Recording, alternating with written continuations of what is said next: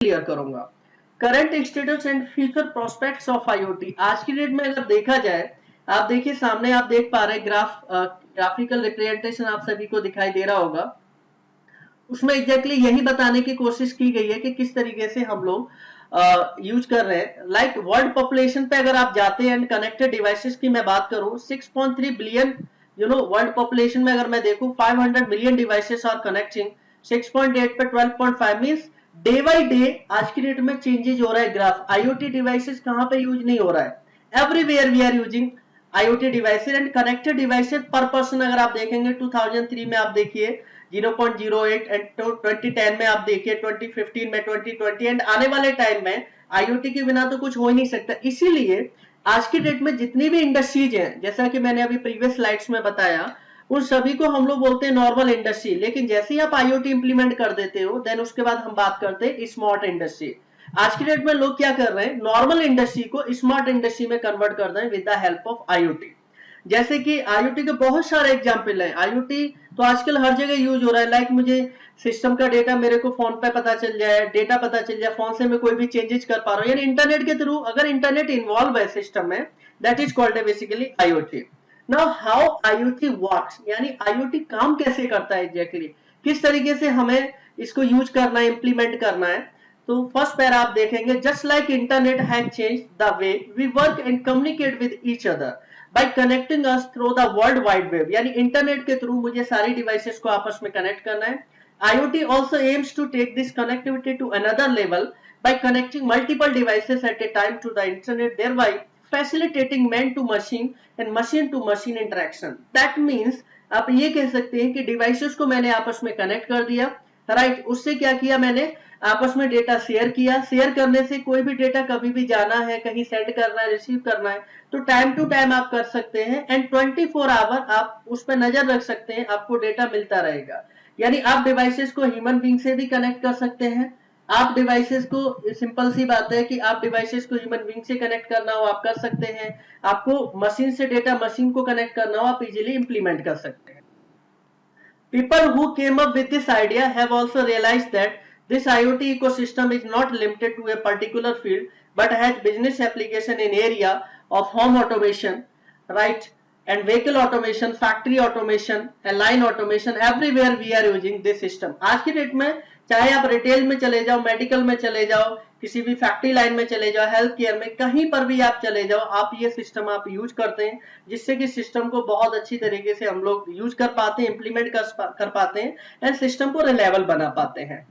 Since the mechanism of IoT devices is highly technical, so for many it's quite confusing how an IoT system actually works. कहने का मतलब है कि IoT system implement करना होता है ना, तो उसके लिए हमें सबसे पहले नॉलेज की जरूरत होती है, स्किल सेट्स की जरूरत होती है। बिकॉज IoT में जितनी भी डिवाइसेस आप यूज करते हैं वो स्किल सेट होना चाहिए, तभी आप उन डिवाइसेस को आप यूज कर पाओगे, अदरवाइज नहीं कर पाओगे। Well, just like any other system has predefined steps and component to make it work. कहने का मतलब है कि IoT में ऐसा नहीं है कि सिंपल एक नॉर्मल प्रोग्राम है, आप उसको कोड को कॉपी पेस्ट करके रन करा देंगे तो चल जाएगा, ऐसा बिल्कुल नहीं होता। बिकॉज IoT सिस्टम में स्टेप बाय स्टेप हमें सारे कंपोनेंट कनेक्ट करने होते हैं, देन स्टेप बाय स्टेप सभी को आपस में कॉन्फ़िगर करना होता है। सभी की अपनी प्रोटोकॉल्स होती हैं जिससे कि आपस में उन सभी को इजीली नॉर्मली कनेक्ट करना होता है, देन उसका डेटा, सारा का सारा डेटा हमें इंटरनेट पर भेजना होता है। एक complete IoT system is made up of 4 distinct components that work together to deliver the desired output. Let's look at each component and understand what is it. कहने का मतलब है IoT काम कैसे करता है वो क्लियर है, डिवाइसेस को हमें कनेक्ट करना है इंटरनेट पर। अब बात ये आती है IoT को इंप्लीमेंट करने के लिए हमें कौन कौन से कंपोनेंट्स की आवश्यकता होती है, कौन कौन सी कंपोनेंट की रिक्वायरमेंट होती है। तो बेसिकली 4 कंपोनेंट होते हैं IoT इंप्लीमेंट करने के लिए। तो सबसे पहले आप इमेज सामने दिखाई दे रही होगी सभी को। सबसे पहला कंपोनेंट है sensors implementation. Sensor implementation is what, like motion को अगर मेरे को डिटेक्ट करना है, वी रिक्वायर्ड है motion sensor, temperature sensor, lux यानी आप कह सकते हैं इंटेंसिटी मेजर करना है, देन या प्रेशर मेजर करना है, फ्लो मेजर करना है। मींस अगर आपको जो भी डेटा डिटेक्ट करना है, कलेक्ट करना है, तो सबसे पहले मुझे फीडबैक लेना होगा डिवाइसेस के, फील्ड से मुझे फीडबैक चाहिए। तो उसके लिए मैं क्या यूज करता हूँ, सेंसर। सेंसर्स का पर्पज ये होता है कि जितने भी फिजिकल डिवाइसेस फील्ड में लगी हुई हैं वो सारा का सारा फिजिकल पैरामीटर डिटेक्ट करेगा, देन एक सिग्नल जनरेट करेगा, वो सिग्नल मेरा फर्दर सेकंड स्टेज पे जाएगा, जिसको कि आप यहाँ से आगे गेटवे बोलते हैं। Like so how IoT works, first of all sense all the parameter, then it goes to the gateway. अब बात ये आती है गेटवे क्या है। Gateway is basically protocol converter. होता क्या है, जितने भी सेंसर्स आपके पास अवेलेबल है सभी की एक अपनी अपनी प्रोटोकॉल होती है। इन सारे डिवाइसेस को अगर मुझे को क्लाउड सर्वर या इंटरनेट से कनेक्ट करना है, तो क्योंकि सभी की अपनी अपनी प्रोटोकॉल होती है तो ये आपस में कनेक्ट हो नहीं पाता है। प्रोटोकॉल क्या होता है, सबसे पहले ये जानना जरूरी है।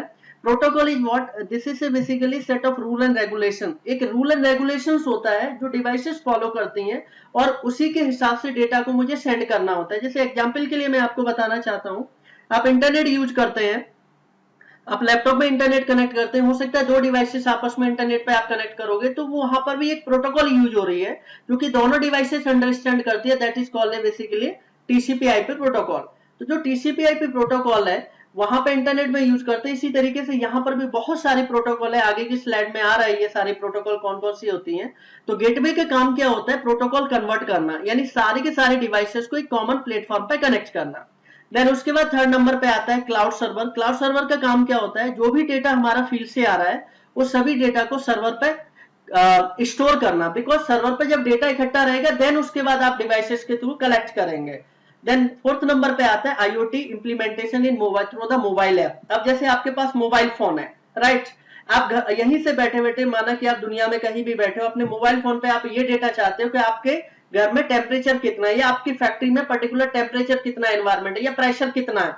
तो वो डेटा क्या होगा, सबसे पहले फैक्ट्री से सारा डेटा कलेक्ट करके प्रोटोकॉल के थ्रू वो सारा का सारा डेटा हमारा जाएगा सीधे आगे फर्दर क्लाउड सर्वर पे हम लोग स्टोर करते हैं। Then number of mobile app के थ्रू, यानी IoT डिवाइसेस में एक मोबाइल ऐप आता है, मोबाइल के थ्रू वो सारा डेटा हम लोग कलेक्ट करते हैं। तो इन सभी के बीच में कुछ प्रोटोकॉल फॉलो की जाती है, कुछ